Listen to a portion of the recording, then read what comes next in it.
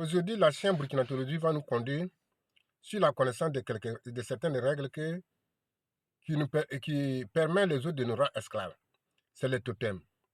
Quand on nous demande ce totem, ton grand-père, lui c'est le totem, arrière-grand-père c'est le totem, souvent nos papas c'est le totem, nous-mêmes c'est le totem.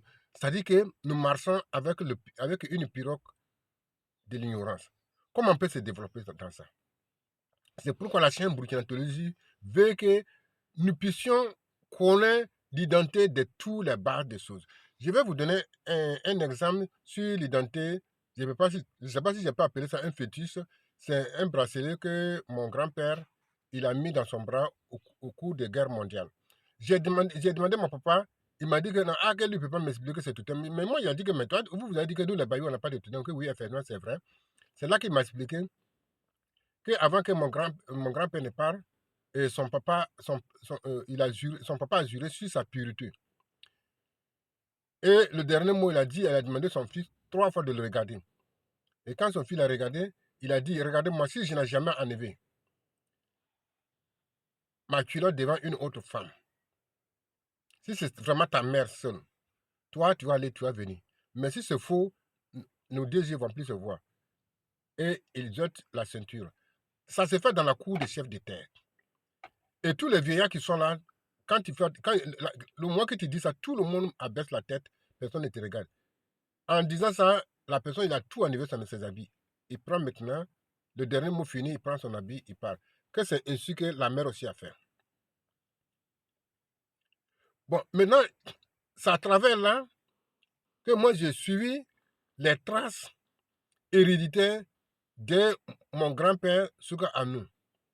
C'est pourquoi j'ai dit, on ne peut pas revendiquer notre culte patrimoine sans connaître notre identité.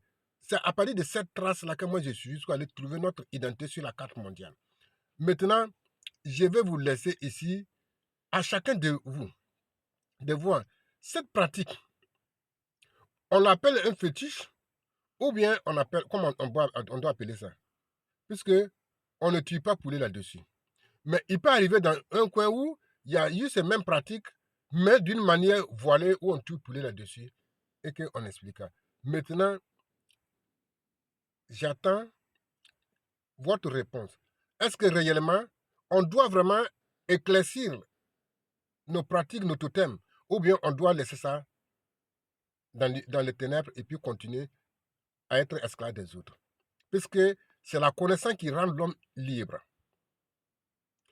Alors que la connaissance sans la sagesse, la connaissance va aller en échec. Alors que c'est la sagesse aussi qui produit la connaissance atteint l'amour, puisque c'est la connaissance qui nous permet d'agir. Mais la sagesse nous permet de filtrer, de discerner dans la douceur pour atteindre l'amour. Sans ces valeurs, nous sommes perdus.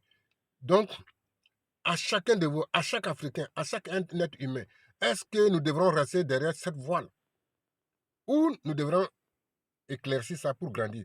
Voilà ce que la chaîne burkinatologie veut, le travail que la chaîne burkinatologie fait ici au Burkina Faso pour notre continent de l'Afrique.